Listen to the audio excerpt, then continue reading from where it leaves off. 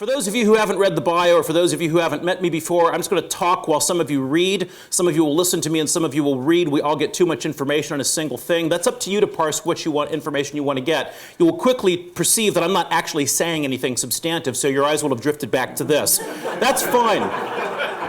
The only thing this is supposed to be is what I tell my students, this is the trust me slide. This is the slide that says, whatever I'm about to tell you, maybe I'll know something. Now the difference is what I'm going to talk about today is not actually law and regulation, very unusually. I'm going to talk about my more recent experience working with RHUL Holloway, University of London, about trying to build engagements between academics and industry, which I have to say is a much more challenging prospect than figuring out how the old B chain works. I'm not going to say it. Now, one of the reasons first of all, I want to congratulate the Institute on its chartered status. And of course, I first met the Institute back in 2005 when some friends asked me for help. And what you see here are the front sheet and the signature pages of the subscribers of the corporate entity when it was lodged with Companies House in December 2005. And I remember telling the people at the time, well, do you want to just convert a company, or we can create one from scratch if you all want. They said, no, we want to create one from scratch because this could be very historic. I said, well, it's going to be very historic because whatever you put on these final pages will be stuck in the records for all time for people to see. And so there they are. I didn't get those out of my files. I got those from Companies House. So those are the original 13 subscribers, or in America we call them incorporators of the organization, at least one of whom, very dear to me, Mike Walker, is no longer with us. So there they all are. 35A was the one where we told Companies House we don't have to put limited into the title, and they said, okay, we'll go with that. So in any event, now it'll be chartered. Hurrah! Now for the thing I was invited to talk about. I think. Academic industry cooperation in cybersecurity research and consultancy.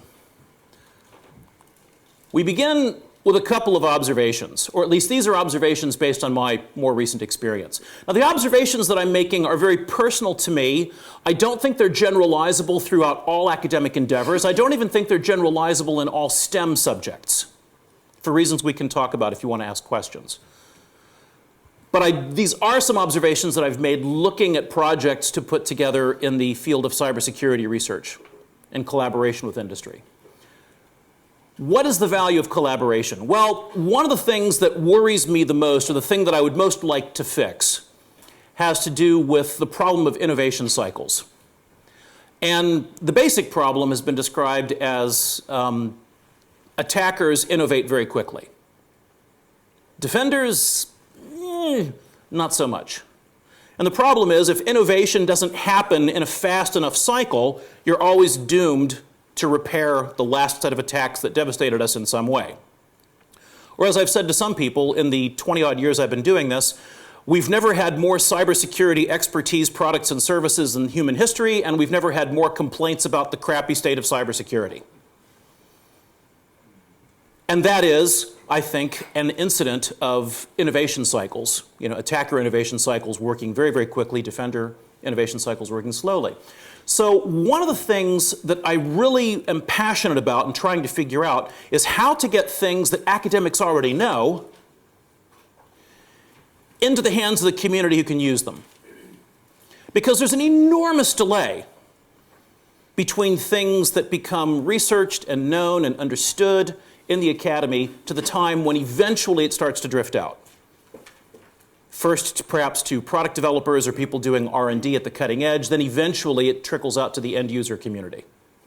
And the length of that cycle, well, we don't measure it in days or weeks or even months, I'm afraid. It's much longer than that. These other citations, the OODA loop theory of the late Colonel John Boyd, I'll just leave it to you to figure out what all that is. What else is in it for collaboration with academics? Well, some people come to us for deep technical expertise. Not me, obviously, unless it's law, but I mean deep technical expertise. There are some things that, the wonderful thing, having had a career as a lawyer working in, and I still occasionally do some work in the city with very, very large firms, I spent a huge amount of my career being not necessarily the smartest person in the room, but at least reasonably clever.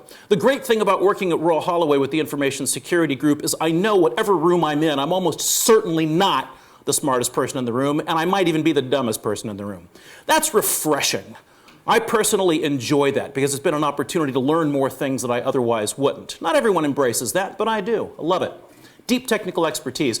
And also, very, very important, market neutral.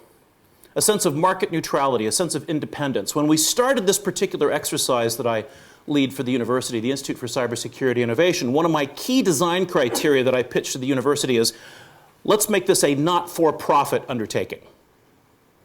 And it's the only thing I got a little bit of pushback from on the person in charge of effectively tech transfer and monetizing innovation. He said, why do you want it to be not-for-profit? I said, because if we undertake activities on a for-profit basis, we're always in this tension with the people we're working with. You know, what's your angle? What are you trying to get out of this? Where are you going? What's your end? You know, how much of the IP do you want to own? How much do we want to own? What's our, you know, I said, you know, we can have those discussions on a project-by-project basis if we really, really have to, but the organization as a whole should be like the university, a not-for-profit operation. Now, in this magical game of trying to broker deals, of trying to put things together, trying to match expertise with needs, you first come up with this question, or I did, what do people actually want?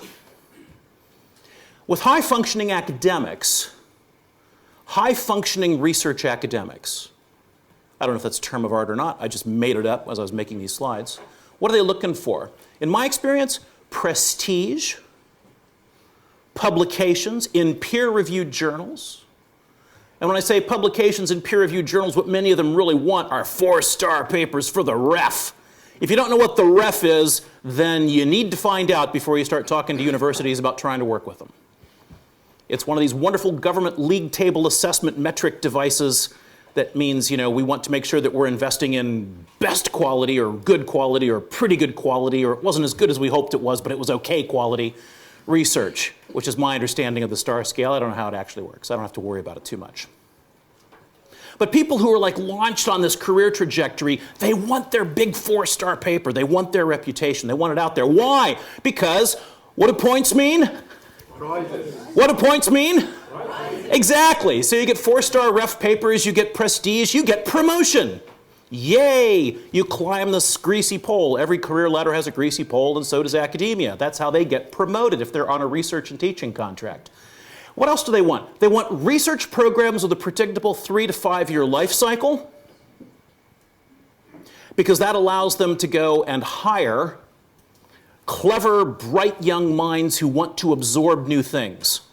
What do academics love? And I have to say, I have gotten kind of addicted to this as myself. They love eager people who want to learn and who are themselves galactically clever. That is a blast when you find someone sort of working at PhD level or postdoc level who's genuinely interested in your topic, and you can start to engage with them and they understand what you're saying, but then you can challenge them and then they can challenge you. Oh yes, that's what you want. You want those high quality folks. What else do they want? Leave me the hell alone. I want minimal disruption to my otherwise curiosity-led research. Curiosity-led research as opposed to needs-led research. Two very different things. Now, by the way, in cybersecurity, that wasn't true 30 years ago. When Fred Piper set up the information security group at RHUL Holloway, he told me recently something I didn't know. He says, yeah, originally all I wanted was an MSc in industrial mathematics. And the college said, we don't want to do that. So I had to come up with a plan B. I said, well, what is industry asking for this year? Something to do with cryptography. Okay, how about an MSc in security of some type? Is that math? Yes. Okay, well then do that, Fred. What a happy accident. Fantastic. First MSc program in information security in Europe, possibly the world. Now that's what high-functioning research academics want. Not necessarily the same thing as what industry wants over here on this side of the slide. We want to satisfy some unmet needs right here and now. We want results in 3 to 12 months, and we want value for money. Now, as far as I'm concerned, value for money is an interesting calculation. All sorts of people try to come up with mathematical ways of measuring that. Ultimately, what I find in dealing with clients is that value for money just means mapping project scope and deliverables, explaining what you're going to do and what it's going to mean. Not just what you're going to do, but what will that mean for our business process? And that's one of the many places where academics traditionally wipe out. They don't necessarily have an intuitive feel for what will it mean for your business. You know, I got 26 years in professional services, delivering legal services for large and small organizations, very complex organizations. You either learn how to explain that mapping process to clients early on, or you don't have very many clients. What does this lead to? An accidental blackout. It leads to what I describe as the valley of indifference. You're going to be seeing this slide for at least 4 iterations, so you can focus on it, read it to your heart's content. This is, again, a question of split loyalties. If you listen to me or read the slide, I don't much care. You can do both. All I've done here is describe sort of 3 different types of engagement. There's no bright lines between them. I'm just trying to get you sort of like into the idea of 3 different types of things. Type A, Type B, and Type C. Type A you'll see is consultancy, and the main things that distinguish these: how long do they take to complete, how much effort is involved in completing them, how much revenue will it generate for us over here at the university. And you can see they're very radically different. Short-term consultancy, a few weeks maybe a couple of months from start to finish, a couple of person days to maybe 10 person days. Although I've seen some consultancy projects that go 40 or 50 person days, depending with a bigger team. Typical number of research staff with the principal investigator, 1 to 3, small, lean thing. How much is the university going to charge for that? Might be small thousands, might be tens of thousands, depending. But it's not so much money that people are going to really lose too much sleep over it unless it gets to be a bigger number.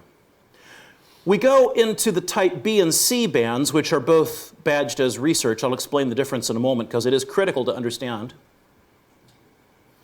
And you see the project starts to get a bit longer. The amount of effort starts to increase significantly.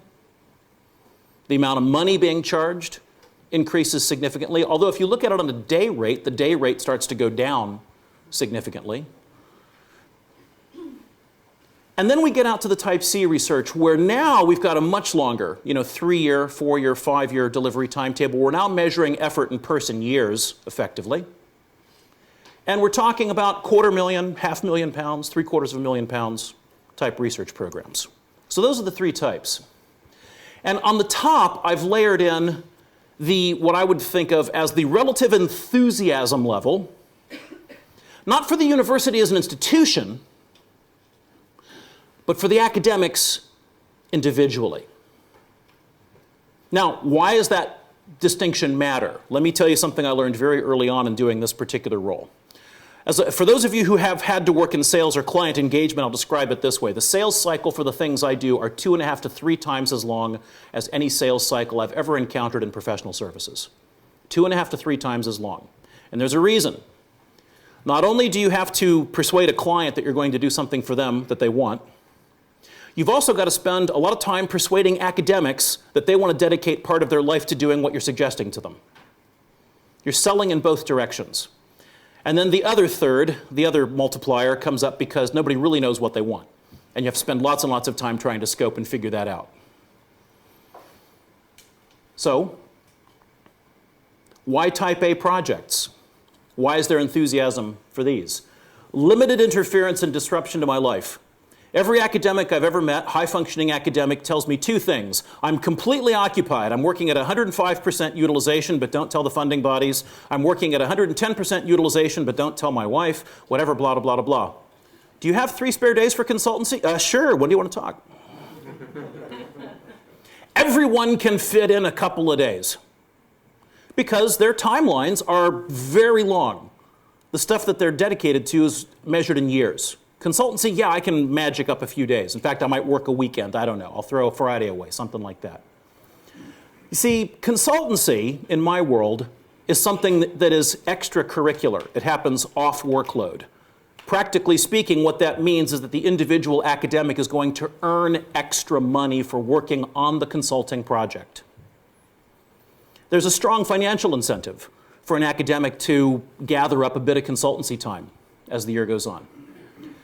University encourages consultancy because the theory is that consultancy makes academics better academics eventually. It helps ground them by keeping them engaged with industry. So nothing wrong with that. And transaction costs can be minimized. I haven't really had too much difficulty, with 1 or 2 exceptions that you might ask me about if you want to, with sort of like clients' procurement departments trying to spend smaller amounts of money on consultancy. On the other hand, we look at type C. Why are the academics enthusiastic about type C? Answer, this is their core business model. This is a grant proposal. This is how they live their lives. They live their lives by navigating from one grant proposal to the other, convincing EPSRC or some other funding body, pay me £425,000 to assemble a team to do this for the course of 3 or 4 years or whatever it happens to be. They have a hit rate. They make a certain number of applications. They have a conversion rate. And they understand that. They don't have a plan for it. The university is geared up for it. Although, and I've put a caveat here, if you have a super high functioning academic in a highly theoretical construct, even then they might really not want anything to do with this for industrial engagement. Why? Because if they're in a very heavily theoretic based discipline, doing something that's applied distracts them from academic prestige and promotion.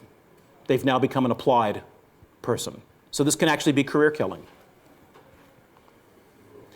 Why is there not very much interest in type B projects? Well, for an academic with a good funding base, all this is doing is disrupting the research agenda. It's big enough to be disruptive, but not big enough to be really core business. It's not small enough to be consultancy. And by the way, all these slides can be made available. I'm happy to ship them to you myself if IISP doesn't have them on their website. Research that's extremely valuable to industry may not be very valuable for promotion purposes. Or as I put it here, a 4-star solution might only be a 1-star ref score. And that's where promotion and prestige comes from. Too much work in this segment can actually doom an academic's career prospects as a high-functioning research academic. I've been warned of that more than once. Oh, don't bother him too much. He's a high flyer. He's going to achieve things. I mean, yeah, give him some things, but don't, be careful. Easy there. Because part of my gift is persuading academics to do things that they originally thought they didn't want to do. I can't tell them to do anything. I just have to persuade them why it's going to be exciting. Transaction costs, just as bad as type C deals. Everyone's got full form. You got procurement people. You got contracts managers. Everything is just as big as it is for everything else. And here's the thing that many people don't understand. The staffing challenge. I want bright postdocs working for me. What does a postdoc want? Answer, a 3-year contract at the beginning of their career. That's what the postdoc wants. So if you want the best postdoc, or let's say the postdoc who wants a high-flying research career, you're looking at someone who's like entertaining 3-year offers. If you can only give them like 13 months worth of work or 7 months worth of work and an uncertain end at the end of that, not a very happy picture. Now, this, unfortunately, is the enthusiasm of clients who come for engagement, and it's almost the inverse of what I just described. This, ladies and gentlemen, is the nub of the valley of indifference. And that is the thing that industry most values, or the type of engagement that industry most values most of the time. Not all of the time, there are exceptions to this. And I didn't do that. Thank you very much. This most closely matches the type of consultancy arrangements that industry is familiar with already, in terms of when they go out to consultants to get things done. Type C, my gosh, why should I invest in a 4-year research program? I'm not sure if I'm going to have this job in 2.5 years. I got to meet my quarterly targets, my annual targets. We might have the same chief executive in 4 years. We might be out of the widget business and into the something else business in 4 years. Very difficult. Now, even if we were to imagine, just to show you that this isn't just about money, even if we were to imagine a so-called type D project, someone comes in and says, we're prepared to spend 4 to 8 million pounds so long as you can upscale very quickly and deliver in 8 or 10 months or something like that. Most universities literally can't figure out how to spend that much money that quickly because what we do simply doesn't scale. And this is where the global consultancies come into their own. When I was a partner at one of the large global consultancies, I won't name them because I didn't see them at the top of the sponsorship list today. Got to be fair. We used to get statistics about what the utilization rate was in the firm, and you could see a percentage of non-utilized resource. And then you'd think, wait a minute, we have how many tens of thousands of consultants in the UK? And you suddenly think that means there must be X number of people just sitting around polishing their nails today, or buffing their shoes, or doing something else, or watching the football, or checking the cricket scores. Thank you very much. Can't do it. Next to last slide. How do you navigate through this? Answer, tricky. Possible incentives for the Higher Education Institute to change. Changes to business process. Some places have successfully experimented with making staff commitments without assurance of funding commitments. That's one of the main differences in the university model. They don't like to hire people unless they know they have a source of funding. As soon as you get a grant in, the first item is go hire people. In industry, you hire people and then pray you've got work for them to do. But you charge higher rates. Establish a separate career category for people who want to focus time on industrial projects, another possible intervention. And finally, this last one, knowledge exchange framework, the KEF. We've had the REF and the TEF, now the KEF. This is something we don't yet know what it means, but it's supposed to be a new government metric that measures how well are universities engaging with industry. Maybe this will help to fix many of the problems that I've just described. Because if you tell someone that, points mean prizes, this is a new point scale, maybe we have something to chase. Incentivize industry to change. Perhaps flexibility in contracting and procurement process. That's everything I had. That's my business card and a QR code because I discovered I could. Thank you very much.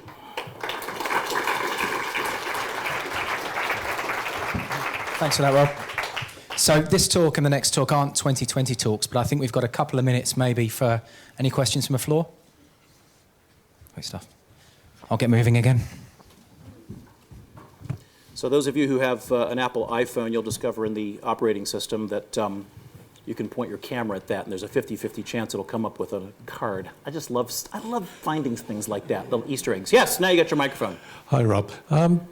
My background originally was in the pharmaceutical industry, and there's some resonances between what you're describing and the way it works for the research scientists and the industrial scientists. Mm-hmm.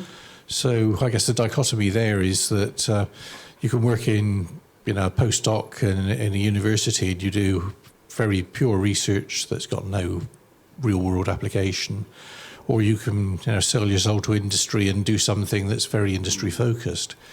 And what was tending to happen, I think, is that the universities were failing to actually get products through to the market, and the industry were failing to retain the people because if they found an interesting thing, they'd go and spin off their own company. So what they did is they set up catalysts and incubators and small labs that kind of bridge the gap. And I was wondering if there's anything like that happening in the InfoSec space.